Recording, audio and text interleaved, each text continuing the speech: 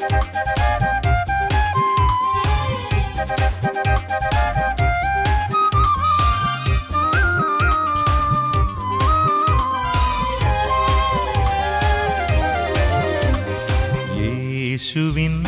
വാഗ്ദാനമേ പാവനാത്മനേ, ജീവൻ നൽകുന്ന ചൈതന്യമേ പരിശുദ്ധാത്മാവേ. യേശുവിൻ വാഗ്ദാനമേ പാവനാത്മനേ, ജീവൻ നൽകുന്ന ചൈതന്യമേ പരിശുദ്ധാത്മാവേ. ആത്മാവേ എന്നിൽ നിറയണമേ, ആത്മാവേ എന്നിൽ നിറയണമേ, അഭിഷേകത്തിൻ നിറവായി മാറ്റണമേ, അഭിഷേകത്തിൻ നിറവായി മാറ്റണമേ.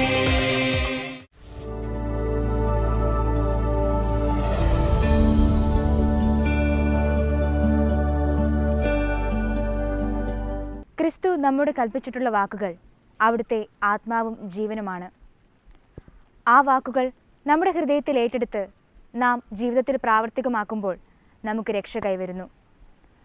നിങ്ങൾ ലോകമെങ്ങും പോയി എല്ലാ സൃഷ്ടികളോടും സുവിശേഷം പ്രസംഗിക്കുവിൻ എന്ന് അവിടുന്ന് അരുളി ചെയ്ത വചനം നമ്മുടെ ജീവിതത്തിൽ എത്രത്തോളം പ്രാധാന്യം നാം കൊടുക്കുന്നുണ്ട്? അവിടുന്ന് നമ്മോട് കൽപ്പിച്ചിട്ടുള്ള വചനങ്ങൾ നാം ജീവിതത്തിൽ പ്രാവർത്തികമാക്കുകയും അത് നമ്മുടെ സഹോദരങ്ങളിലേക്ക് പകർന്നു കൊടുക്കുവാനും നമുക്ക് സാധിക്കണം. നമുക്കായി സന്ദേശം നൽകുന്നത് കാരീസ് ഭവനിലെ ഫാദർ ബിജിൽ ചക്കിയത്താണ്. അച്ഛൻ്റെ വാക്കുകളിലൂടെയും ദൈവവചനം നമുക്ക് ശ്രവിക്കാം.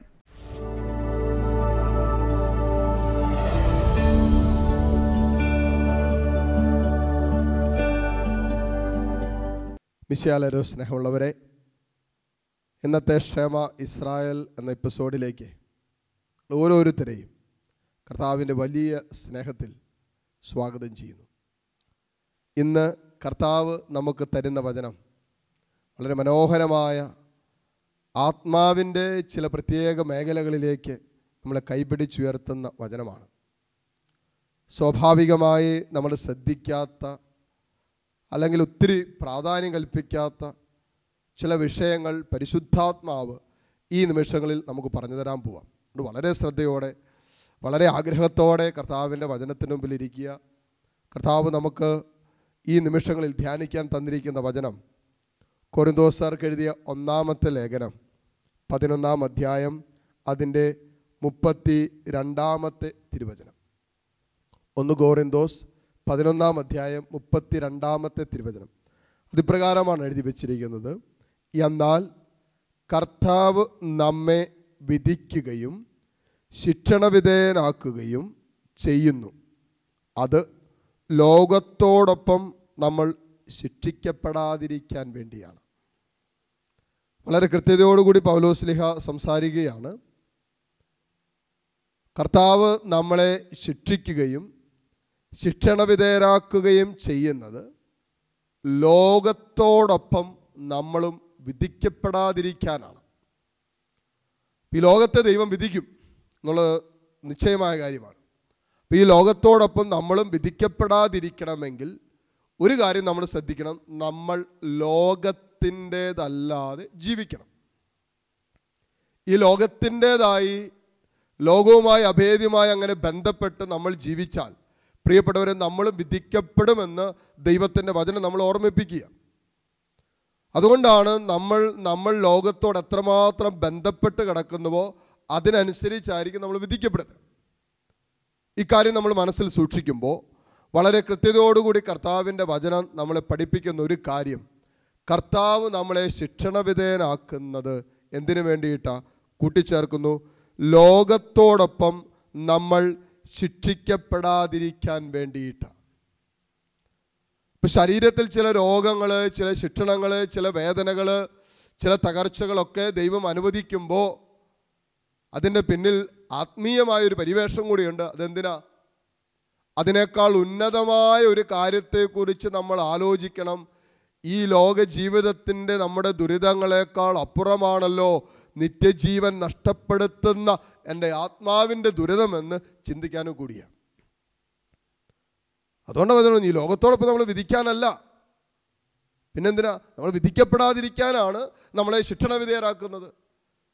ചില ഞെരുക്കങ്ങളിലൂടെ, ചില ബുദ്ധിമുട്ടുകളിലൂടെ, ചില സഹനങ്ങളിലൂടെ, ചില ഒറ്റപ്പെടലുകളിലൂടെ, ചില തിരസ്കരണങ്ങളിലൂടെ നമ്മളെ ദൈവം കടത്തിക്കൊണ്ടു പോകുന്നത് ഈ ലോകത്തിന് നമ്മൾ അനുരൂപരാകാതെ ആത്മാവിൻ്റെ കാര്യങ്ങൾ അന്വേഷിച്ചിട്ട് ശിക്ഷയ്ക്ക് വിധിക്കപ്പെടാതിരിക്കാൻ വേണ്ടിയാണ്.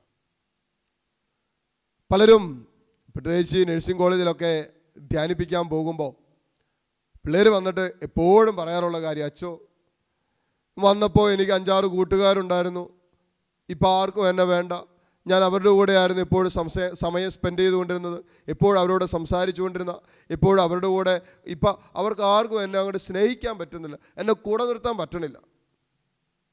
അവരൊക്കെ നമ്മൾ വിളിക്കുക, എന്തെങ്കിലും കാരണം ഉണ്ടാവുമല്ലോ. അച്ഛൻ ഒരു കാരണമില്ലാതെ ചില ബന്ധങ്ങൾ അങ്ങോട്ട് മുറിഞ്ഞു പോവുക. ഞാനൊന്നും ചെയ്തിട്ടില്ല, ഞാനൊന്നും പറഞ്ഞിട്ടില്ല, ഞാനങ്ങനെ ഒരു ബന്ധം മുറിക്കേണ്ടതൊന്നും എൻ്റെ ഭാഗത്തുനിന്നും ഉണ്ടായിട്ടില്ല. എന്നിട്ടും ചിലരൊന്നും എന്നോട് സംസാരിക്കുന്നില്ലച്ചോ, ചിലരൊന്നും മിണ്ടുന്നില്ലച്ചോ, ചിലരെ കണ്ടു കഴിഞ്ഞ് മാറിപ്പോവച്ചോ, ഞാൻ എന്നാ ചെയ്തിട്ടച്ചോ. ഈ ലോകത്തിൻ്റെ ചില ബന്ധങ്ങൾ മുറിയുമ്പോൾ നിനക്ക് വേദനയില്ലേ? ഈ ലോകത്തിൻ്റെ ഇന്നലകളിൽ നിന്നെ അതുപോലെ സ്നേഹിച്ചിരുന്നവർ ഇന്ന് നിന്നെ വിട്ടുപോകുമ്പോൾ നിനക്കൊത്തിരി ഭാരമില്ലേ, നൊമ്പരമില്ലേ? എങ്കിൽ പ്രിയമുള്ളവരെ മനസ്സിലാക്കുക, കർത്താവ് ചില ബന്ധങ്ങൾ ഈ ലോക ജീവിതത്തിൽ മുറിയാൻ അനുവദിക്കുന്നത് നിത്യതയുമായിട്ടുള്ള നിന്റെ ബന്ധം അതുപോലെ ബലപ്പെട്ടതാണെന്ന് നിന്നെ ഓർമ്മപ്പെടുത്താൻ വേണ്ടിയിട്ടാണ്. സ്വർഗവുമായിട്ടുള്ള നിന്റെ ബന്ധം അതുപോലെ വിലപ്പെട്ടതാണെന്ന് ഓർമ്മപ്പെടുത്താൻ വേണ്ടിയിട്ടാണ്. ഈ ലോകത്തിൻ്റെ ഒരു ബന്ധം മുറിഞ്ഞു പോയപ്പോൾ ഇത്രയും ഭാരമുണ്ടെങ്കിൽ നിത്യതയിൽ കർത്താവുമായി നമ്മൾ ഒന്നായി ചേരേണ്ട ആ ബന്ധത്തിൽ നിന്നും നമ്മൾ അകന്നു പോയാൽ എത്രമാത്രം നമ്മൾ ഭാരപ്പെടണം, എത്രമാത്രം നമ്മൾ വേദനിക്കണം എന്ന് കാണിക്കാൻ വേണ്ടി കൂടിയ ചില ലോക ബന്ധങ്ങളെ കർത്താവ് മുറിച്ചു മാറ്റുന്നത്. ഇന്നലകൾ ഒത്തിരി സ്നേഹിച്ചിരുന്നവരെ ചിലപ്പോൾ നിന്റെ സ്നേഹവലയത്തും കർത്താവ് വെട്ടിമാറ്റുന്നതിൻ്റെ പിന്നിൽ ഇപ്പോൾ നിന്നെ അവരെ സ്നേഹിക്കാത്ത, നിന്നെ ഒരൊറ്റപ്പെടുന്ന ഒരനുഭവത്തിലൂടെ കർത്താവ് നിന്നെ കടത്തിക്കൊണ്ടു പോകുന്നുണ്ടെങ്കിൽ, ദൈവം അനുവദിക്കുന്നുണ്ടെങ്കിൽ, അങ്ങനെ ഒറ്റപ്പെടലെന്ന ശിക്ഷണയ്ക്ക് നീ വിധേയായി മാറുന്നുണ്ടെങ്കിൽ അതിൻ്റെ പിന്നിൽ ദൈവത്തോട് നിന്റെ ജീവിതത്തെ ചേർത്തു വയ്ക്കേണ്ട സമയമായെന്നുള്ള ഓർമ്മപ്പെടുത്തലാകാം. അതുപോലെ ദൈവത്തോട് നിന്റെ ജീവിതത്തെ ചേർത്തു പിടിക്കേണ്ടതിൻ്റെ ഒരു ഓർമ്മപ്പെടുത്തലായിക്കൂടിയത്. എനിക്ക് ആരുമില്ല എന്ന് പറയുന്നവർ, എന്നെ ആരും സ്നേഹിക്കുന്നില്ല എന്ന് പറയുന്നവർ ഈ ലോകത്തിൻ്റെ സ്നേഹത്തിന് വേണ്ടിയല്ലേ ഓടി നടക്കുന്നത്? ഈ ലോകത്തിൽ നിന്നും സ്നേഹം കിട്ടാത്തത് കൊണ്ടോ, ഇവരറിയുന്നവർ സ്നേഹിക്കാത്തത് കൊണ്ടോ അല്ലേ എന്നെ ആരും സ്നേഹിക്കുന്നില്ല, എന്നെ ആരും മനസ്സിലാക്കുന്നില്ല, എന്നെ ആരും അംഗീകരിക്കുന്നില്ല എന്നൊക്കെ പറയുന്നത്. അപ്പം അതിനപ്പുറമായിട്ട് ദൈവം നമ്മെ സ്നേഹിക്കുന്നുണ്ടെന്നും ആ സ്നേഹവലയത്തിലേക്ക് നമ്മൾ ജീവിതത്തെ ഉയർത്തണമെന്നും ഒരു തിരിച്ചറിവല്ലേ പരിശുദ്ധാത്മാവ് ചില ലോകത്തിൻ്റെ ബന്ധങ്ങളെ മുറിച്ചു മാറ്റുമ്പോൾ നമ്മുടെ ആത്മാവിൽ തരുന്നേ, നമ്മുടെ ഹൃദയത്തിലേക്ക് നിക്ഷേപിക്കുന്നത്. അത്ര മനോഹരമായിട്ട് അല്ലേ? നിങ്ങളൊന്ന് ശ്രദ്ധിച്ച്, ചിലപ്പോൾ ചില രോഗങ്ങൾ നമ്മുടെ ജീവിതത്തിൽ ദൈവം അനുവദിക്കും. ചില പാപത്തിൻ്റെ ശിക്ഷണമായിട്ട് ചില രോഗങ്ങൾ പോലും ശരീരത്തിൽ വരാം അല്ലേ? അതുകൊണ്ടാണ് വചന സങ്കീർത്തകൻ പറയുന്നത്, പാപം നിന്നെ രോഗിയാക്കി മാറ്റും. അപ്പോൾ പാപം മൂലം ഒരുപക്ഷെ ശരീരത്തിൽ ചില രോഗങ്ങളുണ്ടാകും, ചില രോഗങ്ങൾ കർത്താവ് അനുവദിക്കും. ഇതെന്തിനാണ് കർത്താവ് ഈ രോഗങ്ങൾ അനുവദിക്കുന്നത്? ശരീരത്തിൻ്റെ ചില രോഗങ്ങൾ അതിനേക്കാൾ ഉപരി നിൽക്കുന്ന നിന്റെ മരണത്തെക്കുറിച്ചുള്ള ചില പ്രതിപാദനങ്ങളായിക്കൂടെ, ചില ഓർമ്മപ്പെടുത്തലായിക്കൂടെ. അപ്പം ശരീരത്തിൽ ഒരു രോഗം വരുമ്പോഴാണ് നമ്മൾ കുറേ ശരീരത്തിൻ്റെ കാര്യങ്ങളെക്കുറിച്ചൊക്കെ ചിന്തിക്കുന്നത്. അപ്പോഴായിരിക്കും ചിലപ്പോൾ നമ്മുടെ മരണത്തെക്കുറിച്ചൊക്കെ ചിന്തിക്കുന്നത്. അപ്പോഴായിരിക്കും നമ്മുടെ ഈ ലോക ജീവിതത്തിന് അപ്പുറമുള്ള കാര്യങ്ങളെക്കുറിച്ചൊക്കെ ചിന്തിക്കാൻ തുടങ്ങുന്നത്. ഒരുപക്ഷെ അതിനു വേണ്ടിയിട്ടായി കൂടെ ഒരുപക്ഷെ നിന്റെ ശരീരത്തിൽ ചില രോഗങ്ങൾ ദൈവം അനുവദിച്ചത്. ഈ ബത്സേദ കുളക്കടവിൽ 38 വർഷം തളർന്നു കിടന്ന ഒരു തളർവാദ രോഗിയുണ്ട്. അവിടെ ഈശോ അവനെ കാണുന്ന സംഭവം നമ്മളൊക്കെ കേട്ടിട്ടുള്ളതാണ്.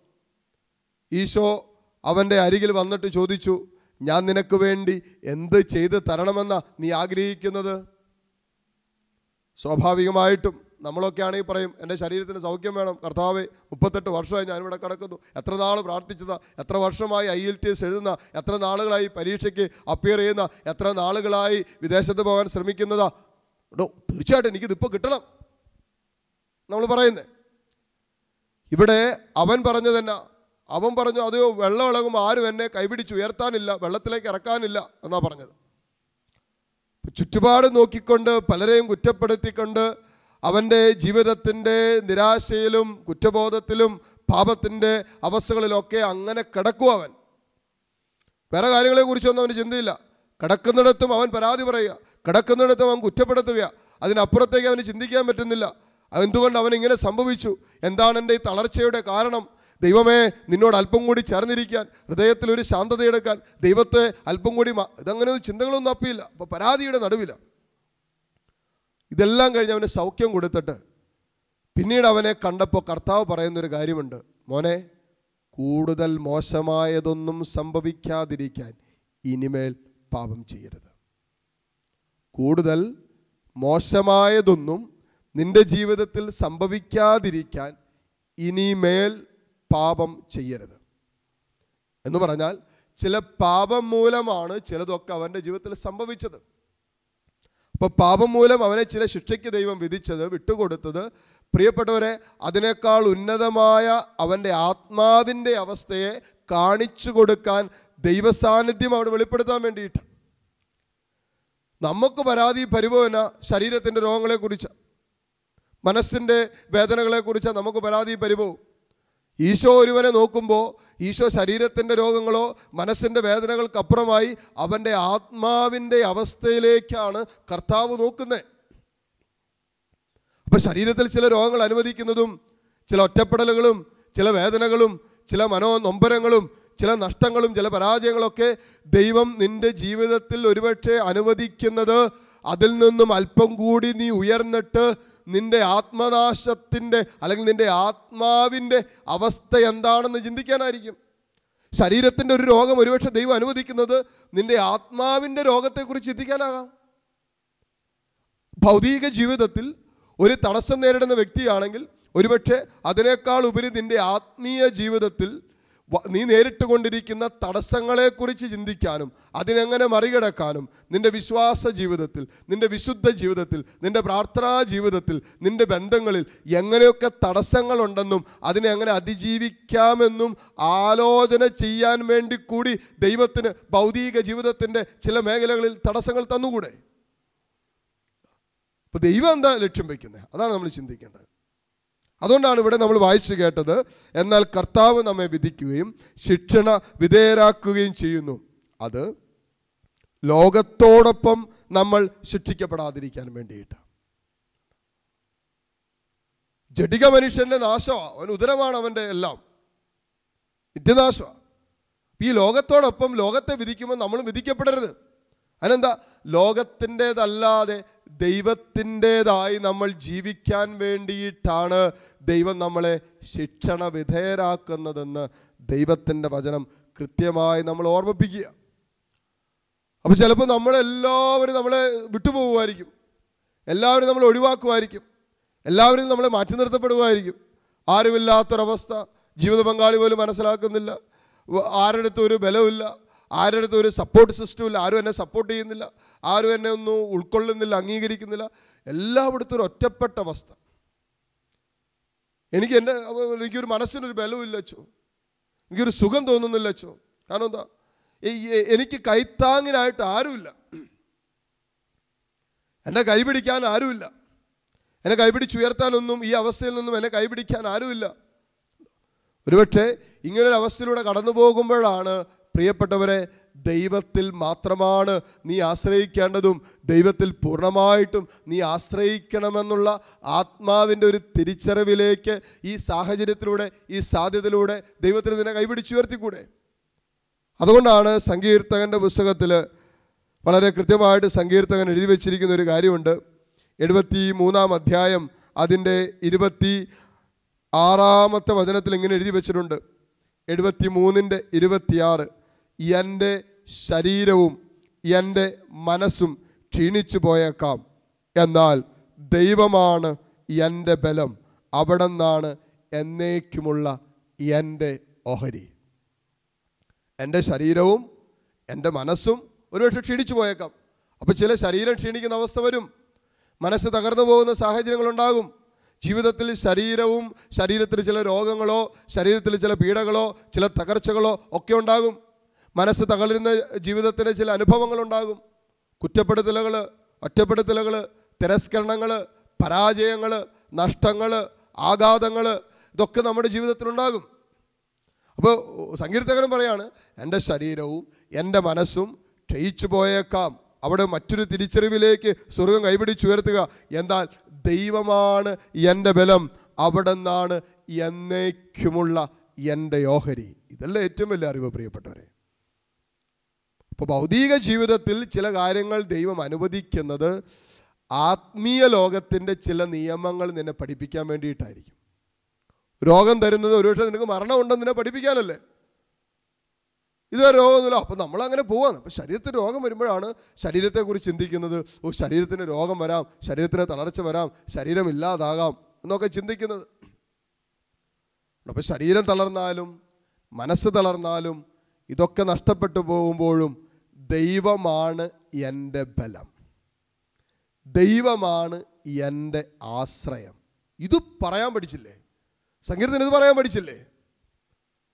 ഇപ്പോൾ നമ്മുടെ ആത്മീയ ജീവിതത്തിൽ ആത്യന്തികമായി നമ്മൾ മനസ്സിലാക്കിയിരിക്കേണ്ട അല്ലെങ്കിൽ ഹൃദയത്തിൽ സൂക്ഷിക്കേണ്ട ഒരു കാര്യം, ശരീരത്തിൻ്റെ മേലും മനസ്സിൻ്റെ മേലും ചില കാര്യങ്ങൾ ദൈവം അനുവദിക്കുമ്പോൾ അതിനേക്കാൾ ഉന്നതമായ ഒരു കാര്യത്തെക്കുറിച്ച് നീ ധ്യാനിക്കാനും ചിന്തിക്കാനും ദൈവം ആഗ്രഹിക്കുന്നുണ്ട്.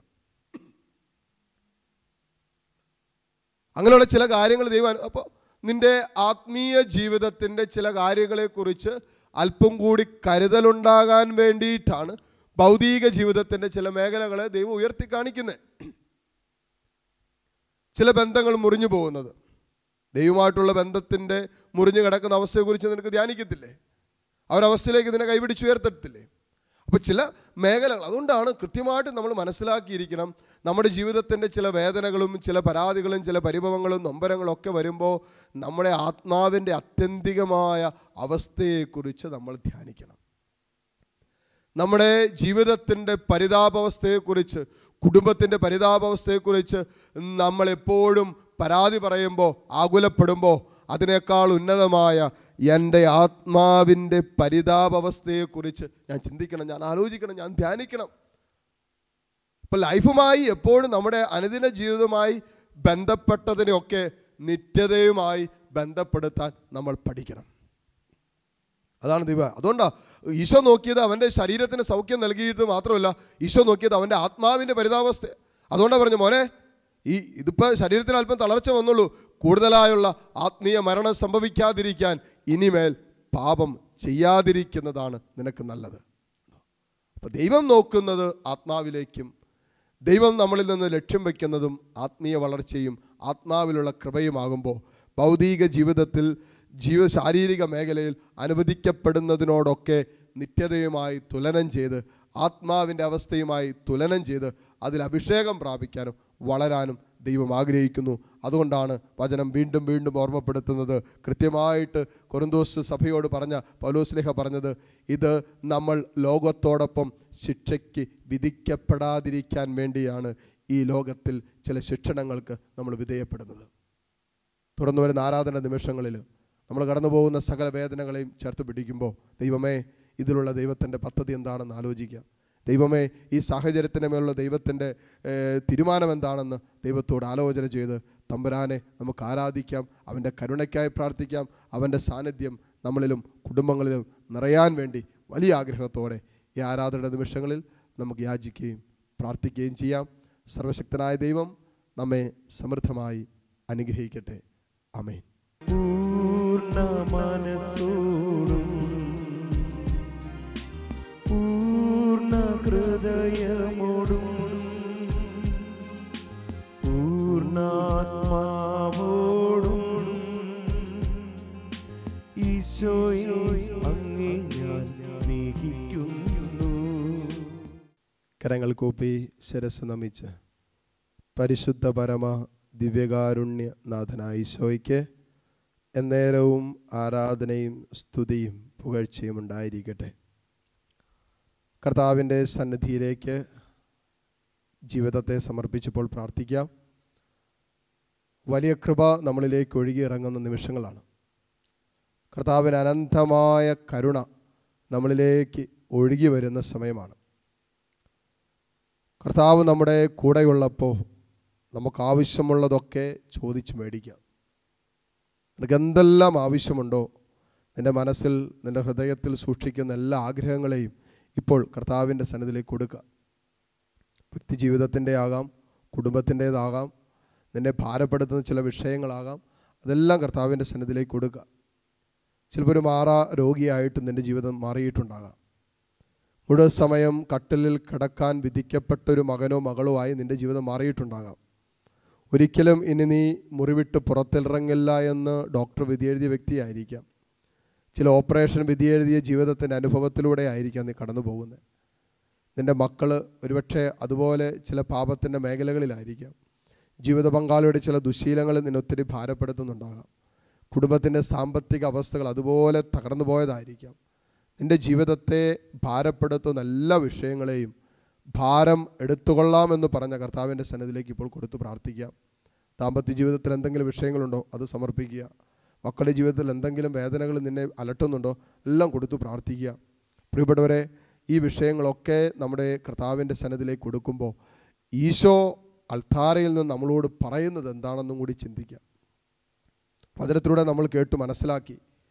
ചില ഭൗതിക ജീവിതത്തിൻ്റെ തടസ്സങ്ങൾ നമ്മുടെ ആത്മീയ ജീവിതത്തിൻ്റെ തടസ്സങ്ങളെക്കുറിച്ച് ഒരുപക്ഷെ ധ്യാനിക്കാനുള്ള നിമിഷങ്ങളാക്കി ദൈവത്തിന് മാറ്റാം.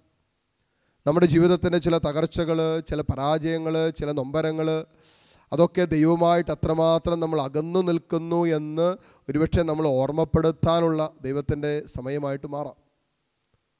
അതുകൊണ്ട് ഈ ആരാധനയുടെ സമയത്ത് നമുക്ക് പ്രാർത്ഥിക്കാം. ദൈവമേ, അങ്ങിൽ നിന്നും അകന്നുപോയ ഇന്നലകൾ എൻ്റെ ജീവിതത്തിലുണ്ട്.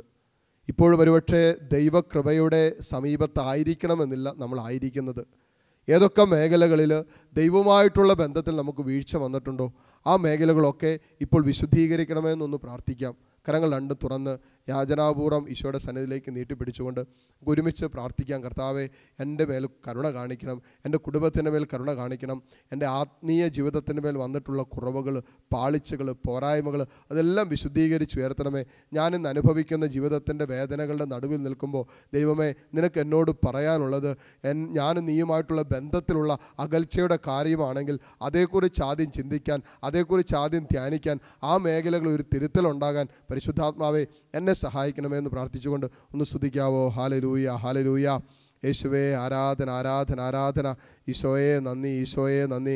ദൈവമേ, ഞങ്ങളങ്ങേ ആരാധിക്കുന്നു. ദൈവമേ, ഞങ്ങളങ്ങേ സ്തുതിക്കുന്നു. ദൈവമേ, ഞങ്ങളങ്ങേ മഹത്വപ്പെടുത്തുന്നു. കർത്താവേ, ഞങ്ങളുടെ വേദനകളുടെ നടുവിൽ നിന്ന് ഞങ്ങളങ്ങേ ആരാധിക്കുന്നു. ഞങ്ങളുടെ കണ്ണുനീരിൻ്റെ നടുവിൽ നിന്ന് ഞങ്ങളങ്ങേ സ്തുതിക്കുന്നു. ഞങ്ങളുടെ തകർച്ചയുടെ, ഞങ്ങളുടെ നൊമ്പരങ്ങളുടെ നടുവിൽ നിന്ന് ദൈവമേ ഞങ്ങളങ്ങേ ആരാധിക്കുന്നു. കർത്താവേ, ഞങ്ങളോട് കരുണ കാണിക്കണമേ. ഈശോയെ, ഈ കൂട്ടായ്മയിൽ പ്രാർത്ഥിച്ചുകൊണ്ടിരിക്കുന്ന ഈ മക്കളുമൊക്കെ ഇപ്പോൾ തന്നെ അവിടുത്തെ വലതുകരം നീട്ടി അനുഗ്രഹിക്കണമെന്ന് പ്രാർത്ഥിക്കുന്നു. അവിടുത്തെ മുറിവേറ്റ കരം വെച്ച് ഇപ്പോൾ സൗഖ്യം നൽകണമെന്ന് പ്രാർത്ഥിക്കുന്നു. ഈശോയെ, ശരീരത്തിൻ്റെ രോഗങ്ങളിലൂടെ കടന്നു പോകുന്ന മക്കൾ ആത്മാവിൻ്റെ രോഗാവസ്ഥകളിലേക്ക് ഉണർന്ന് ചിന്തിക്കാനുള്ള അഭിഷേകം ഇപ്പോൾ വ്യാപരിക്കട്ടെ. ശരീരത്തിൻ്റെ ഭൗതിക ജീവിതത്തിൻ്റെ തടസ്സങ്ങൾ നേരിട്ടുകൊണ്ടിരിക്കുന്ന മക്കൾ ആത്മീയ ജീവിതത്തിൻ്റെ തടസ്സങ്ങളുമായി ബന്ധപ്പെട്ടുള്ള വിഷയങ്ങളെക്കുറിച്ച് ധ്യാനിക്കുവാനുള്ള അഭിഷേകം ഇപ്പോൾ വെളിപ്പെടട്ടെ എന്ന് പ്രാർത്ഥിക്കുന്നു. കർത്താവെ, ഇവിടെയൊക്കെ ജീവിതത്തിൽ നേരിട്ടുകൊണ്ടിരിക്കുന്ന എല്ലാ തടസ്സങ്ങളും യേശുവിൻ്റെ നാമത്തിൽ ഇപ്പോൾ മാറിപ്പോകട്ടെ എന്ന് പ്രാർത്ഥിക്കുന്നു. പ്രത്യേകിച്ച് ആത്മീയ ജീവിതത്തിൻ്റെ മേഖലയിൽ നിൽക്കുന്ന തടസ്സങ്ങൾ, വിശ്വാസത്തിൽ വളരുന്നതിന് തടസ്സമായി നിൽക്കുന്ന മേഖലകൾ, പ്രാർത്ഥനയ്ക്ക് തടസ്സം നിൽക്കുന്ന മേഖലകൾ, സന്ധ്യാപ്രാർത്ഥന പോലുമില്ലാത്ത കുടുംബങ്ങൾ, കർത്താവെ, ആത്മീയ പക്വത പ്രാപിക്കാൻ പറ്റാത്ത ജീവിതങ്ങൾ, വിശുദ്ധ ജീവിതത്തിലേക്ക് വളരാൻ പറ്റാത്ത രീതിയിൽ തകർന്നിരിക്കുന്ന ജീവിതങ്ങളും തടസ്സം നേരിടുന്ന മക്കളൊക്കെ ഇപ്പോൾ തന്നെ യേശുവിൻ്റെ നാമത്തിൽ ആ മേഖലയിൽ വിടുതൽ പ്രാപിക്കട്ടെ എന്ന് പ്രാർത്ഥിക്കുന്നു. കർത്താവെ ആത്മീയ ജീവിതത്തിൽ കരുണ കാണിക്കണമേ, കർത്താവെ കൃപയൊഴുക്കണമേ എന്ന് പ്രാർത്ഥിക്കുന്നു. Hallelujah, hallelujah, hallelujah. യേശുവേ ആരാധന, ആരാധന, ആരാധന. കർത്താവെ വചനത്തിൽ അങ്ങ് പറഞ്ഞല്ലോ, ആത്മാവിൻ്റെ ക്ഷേമസ്ഥിതി അനുസരിച്ച് എല്ലാ കാര്യങ്ങളിലും അനുഗ്രഹം ഉണ്ടാകുന്നു. ഈശോയെ, ആത്മാവിൻ്റെ അവസ്ഥയെക്കുറിച്ച് ഈ നിമിഷങ്ങളിൽ ധ്യാനിച്ച് ദൈവവുമായിട്ടുള്ള ബന്ധത്തിൽ എത്രമാത്രം അകന്നു നിൽക്കുന്നുവെന്ന് തിരിച്ചറിവ് കിട്ടിയാൽ കർത്താവെ ഉടനടി അങ്ങിലേക്ക് അടുക്കുവാനുള്ള കൃപ ഇപ്പോൾ വ്യാപരിക്കട്ടെ, അഭിഷേകം വെളിപ്പെടട്ടെ. അതിലൂടെ ഇവിടെ ഭൗതിക ജീവിതത്തിൻ്റെ എല്ലാ തടസ്സങ്ങളും ഇപ്പോൾ ദൈവ സാന്നിധ്യം എടുത്തു മാറ്റട്ടെ എന്ന് പ്രാർത്ഥിക്കുന്നു. അത്ഭുതകരമായ വിടുതലുകൾ സംഭവിക്കട്ടെ, അത്ഭുതകരമായ അഭിഷേകം ഇവരിലും ഇവരുടെ കുടുംബങ്ങളിലും ഇപ്പോൾ വെളിപ്പെടട്ടെ. Hallelujah, hallelujah, hallelujah, hallelujah. തളർന്നുപോയ മനസ്സുകൾ ബലം പ്രാപിക്കട്ടെ, തളർന്നുപോയ ശരീരങ്ങൾക്ക്, അസ്ഥികൾക്ക്, മജ്ജയ്ക്ക്, മാംസത്തിന് ഇപ്പോൾ സൗഖ്യമുണ്ടാകട്ടെ എന്ന് പ്രാർത്ഥിക്കുന്നു. Hallelujah, hallelujah. യേശുവേ നന്ദി, യേശുവേ സ്തുതി, യേശുവേ ആരാധന. ഹല്ലേലൂയ. കരങ്ങൾ കൂപ്പി ശിരസ്സ് നമിച്ച് നമ്മുടെ ജീവിതത്തിൽ ദൈവം നൽകിയ എല്ലാ അനുഭവങ്ങളെയും നിത്യതയുമായി സ്വർഗവുമായി ബന്ധപ്പെടുത്തി ധ്യാനിക്കാനും പ്രാർത്ഥിക്കാനും കൃപ തരണമേ എന്ന് പ്രാർത്ഥിച്ചുകൊണ്ട് ഈശോയുടെ ആശീർവാദം നമുക്കിപ്പോൾ സ്വീകരിക്കാം. പരിശുദ്ധ പരമകാരുണ്യ